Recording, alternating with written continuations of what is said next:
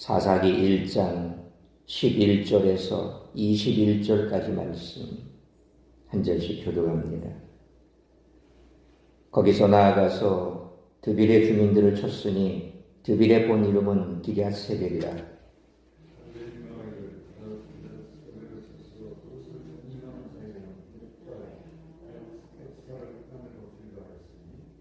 갈렙의 아우 그나스의 아들인 온니엘이 그것을 점령하였으므로 갈렙이 그의 딸 악사를 그에게 아내로 주었더라.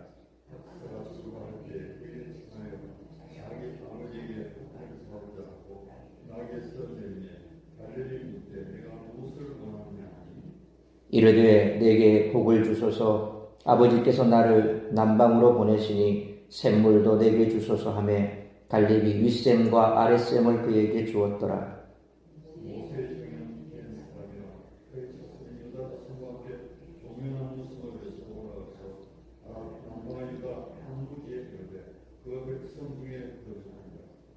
유다가 그의 형제 시므온과 함께 가서 스밧에 거주하는 가나안 족속을 쳐서 그곳을 진멸하였으므로 그 성읍의 이름을 호르마라 하니라.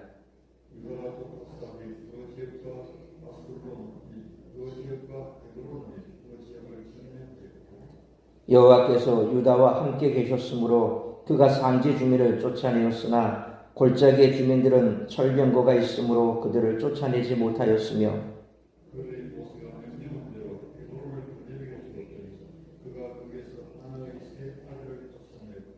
21절 같이 읽습니다.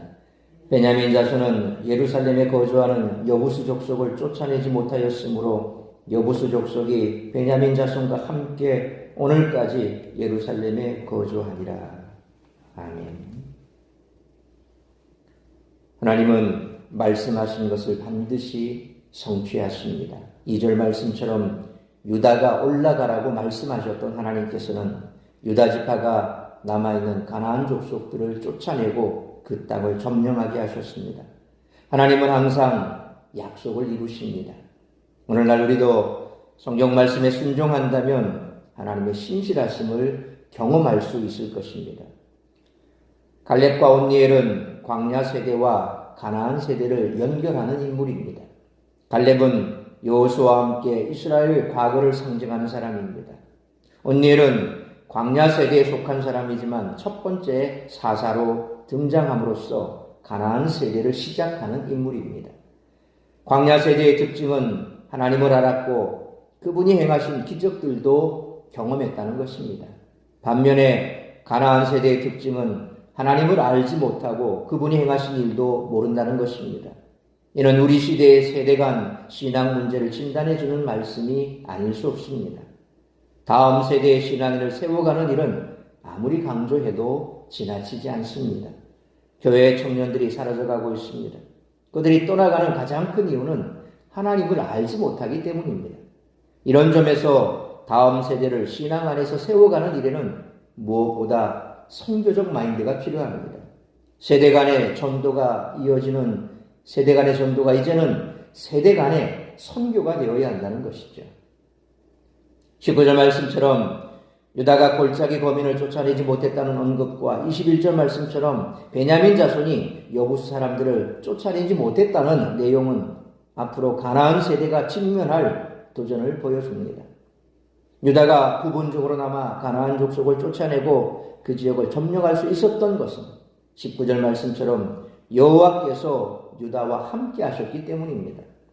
가나안 세대가 남아있는 가나안 족속을 쫓아내기 위해서는 하나님이 함께 하심을 기억해야 했습니다.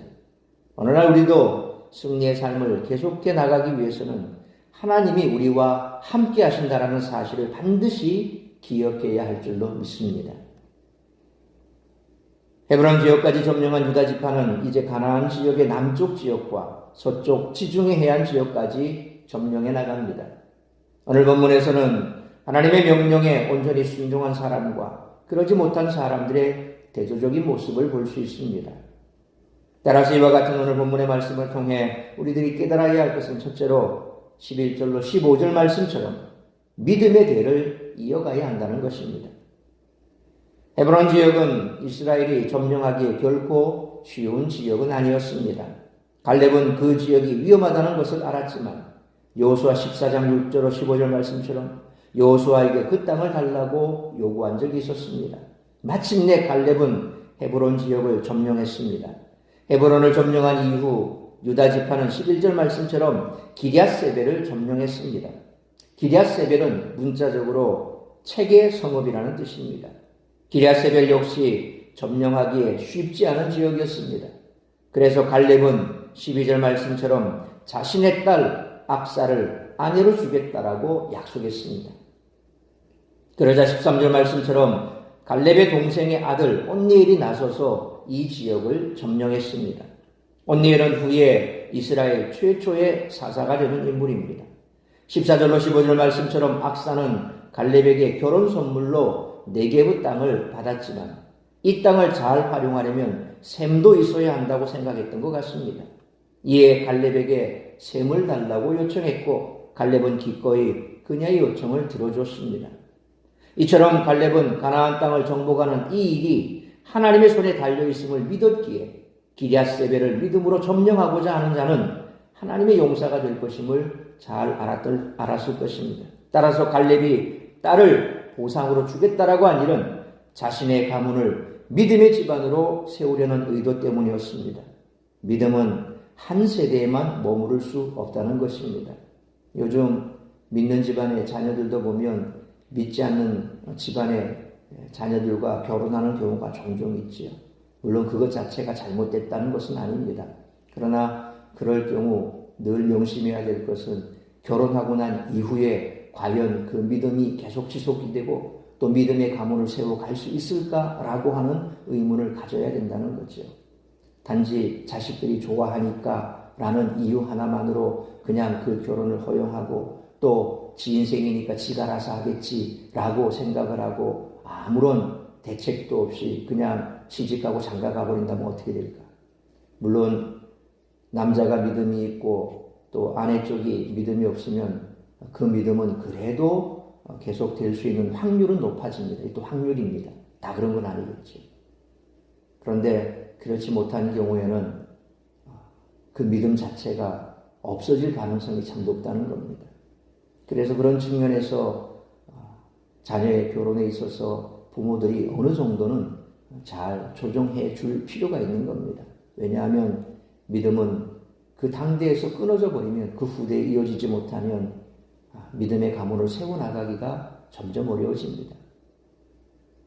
교회 안에 주일학교가 점점 없어지고 있고 청년들이 사라져가고 있고 그래서 그런 것들을 우리가 그냥 사회적인 현상이다라고만 치부하기에는 너무나 안타까운 현실이지 않습니까?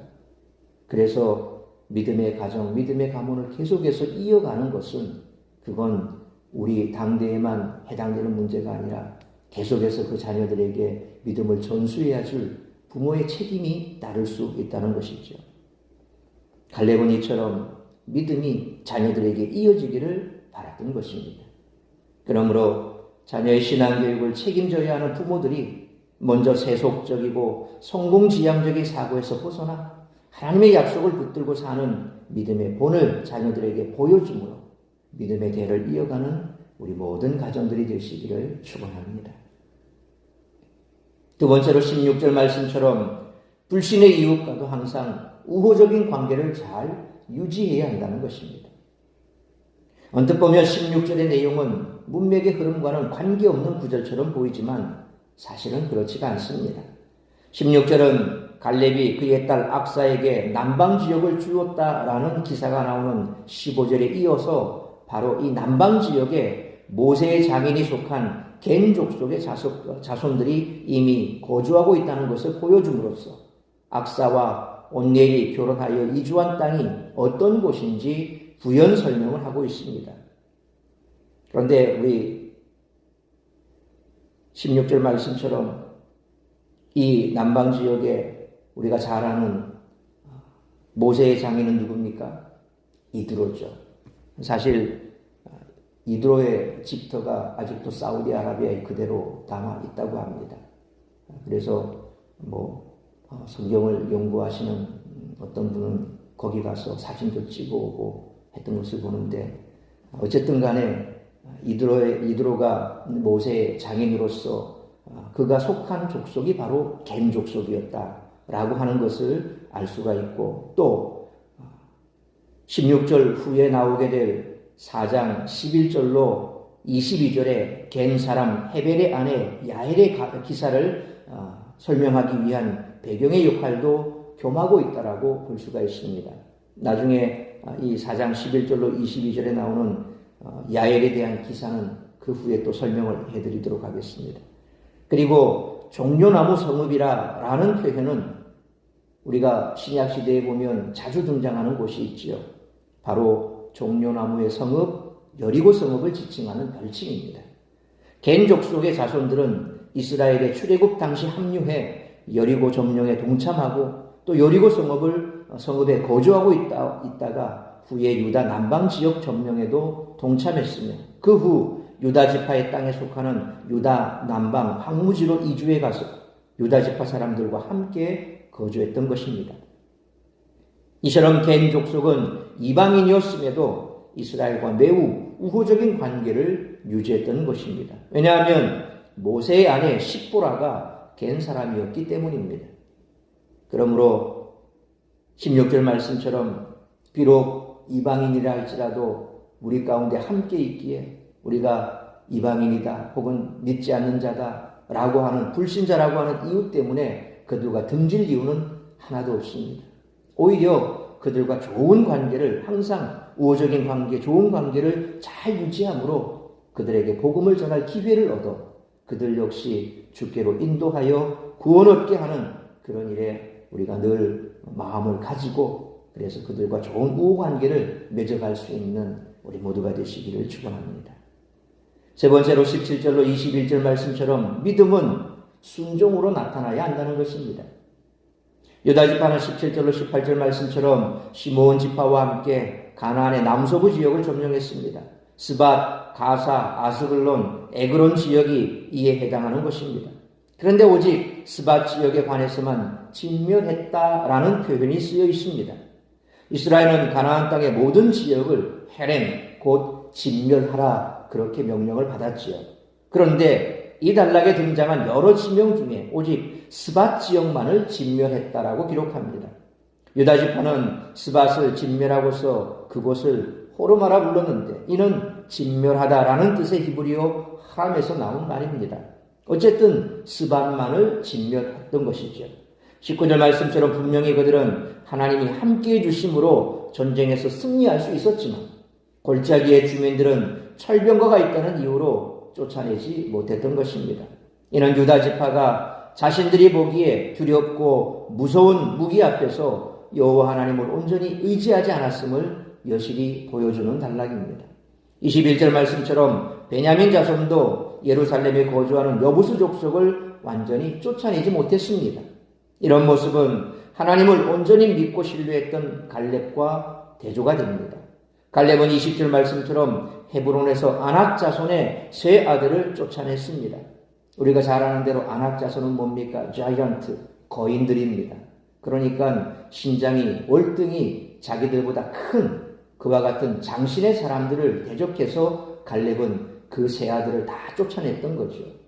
신체적인 우위로 보면 전쟁이 잽이 안 되는 그런 상황이었지만 갈렙은 헤브론을 달라고 했을 때 하나님께서 주겠다라고 약속하신 그 약속의 말씀을 믿고 들어가서 그 땅을 점령했던 것인데, 그러나 그에 반해서 베냐민 지파나 유다 지파는 그들이 철병거를 가지고 있고 또 여러 가지 이유를 들어서 그들을 쫓아내지 못하는 것과 대조가 되고 있습니다. 하나님을 향한 믿음은 반드시 이처럼 순종이라고 하는 행동으로 나타나야 된다는 겁니다. 그러므로 철병거 앞에서도 강한 군대 앞에서도 온전히 순종하는 믿음이 성도의 능력이라는 사실을 기억해야 합니다. 그러므로 하나님 말씀에 대한 온전한 순종으로 믿음을 확증하는 우리 모두가 되시기를 축원합니다. 사랑하는 성도 여러분, 갈렙을 제외한 유다 군사들은 땅을 완전히 점령하는 일에 실패했습니다. 철병거 때문에 승리하지 못한 것이 아닙니다. 하나님을 온전히 믿지 못했기 때문입니다. 온전히 순종하지 않으면 실패할 수밖에 없습니다. 그러므로 성도는 실력과 능력으로 사는 것이 아니라 오직 믿음으로 살아가는 존재이므로 하나님 말씀에 대한 온전한 순종으로 날마다 승리하는 삶을 살아가는 우리 모두가 되시기를 주님의 이름으로 축원합니다. 기도하겠습니다. 걸어가신 아버지 하나님, 은혜와 사랑을 감사합니다. 오늘도 말씀으로 예배로 이 하루를 시작하게 하시니 감사합니다. 오늘 우리에게 주신 말씀처럼 우리가 이 땅을 살아갈 때 내 힘과 내 능력으로 살아가는 것이 아니라 하나님의 말씀에 순종하며 말씀대로 믿음으로 나아갈 때에 우리가 이 땅 가운데서 승리하는 삶을 살게 될 줄 믿습니다. 그러므로 항상 하나님 말씀에 순종하는 우리 모두가 되게 하여 주옵소서. 뿐만 아니라 불신자들과 섞여 살아가는 이 땅 가운데서 우리가 그들과 아무런 우호적인 관계를 맺지 못한다면 어찌 복음을 전할 수가 있겠습니까? 늘 좋은 관계를 잘 맺고 있어 때를 얻든지 못 얻든지 그들에게 복음을 전하고 또한 어떠한 환경 속에서도 그들에게 우리가 하나님의 백성이라는 사실을 계속해서 보여줌으로써 그들이 주께로 돌아오는 기회를 얻게 될 줄 믿습니다. 그리함으로 우리가 어찌했든 이 땅 가운데서 죽어가는 영혼들이 주께로 돌아와 하늘잔치가 열려지는 그와 같은 놀라운 일들을 경험하기 위하여 불신에 믿지 않는 자들과도 좋은 관계를 맺어서 그들에게 복음을 전할 기회를 얻는 우리의 삶이 되게 하여 주옵소서. 믿음으로 험악한 세상 헤쳐나가고 말씀에 순종함으로 하나님의 살아계심을 드러내고 그러한 삶을 세상 가운데 보여줌으로써 오늘도 주를 알지 못하고 그리하여 죽음의 길에 서 있는 그들이 주께로 돌아오는 역사가 우리의 삶을 통하여 우리의 신앙의 모습을 통하여 드러날 수 있는 승리하는 삶을 살아가는 우리 모든 성도들 되게 하여 주옵소서. 오늘도 다시 한번 이 아침 우리 자신을 돌아보면서 하나님의 말씀 앞에 순종하기로 결단하고 또한 지금까지 불신자들과 관계에 있어서 그리 우호적이지 못했고 좋은 관계가 아니었다라고 한다면 다시금 하나님 앞에 말씀 앞에 결단하고 그들과의 좋은 관계를 계속해서 유지해 나감으로써 구원을 얻지 못한 죽어가는 영혼들이 주께로 돌아오는 일들을 위해 우리가 쓰임받기로 결단하는 복된 시간 되게 하여 주옵소서. 오늘 이 한날도 나를 통하여 이루고자 하는 하나님의 뜻이 무엇인지 그 뜻을 이루어가며 믿음으로 승리하는 복된 한날의 삶이 될 수 있기를 간절히 빌고 소원할 때에 이 모든 말씀 우리 주 예수 그리스도의 이름으로 기도하옵나이다. 아멘.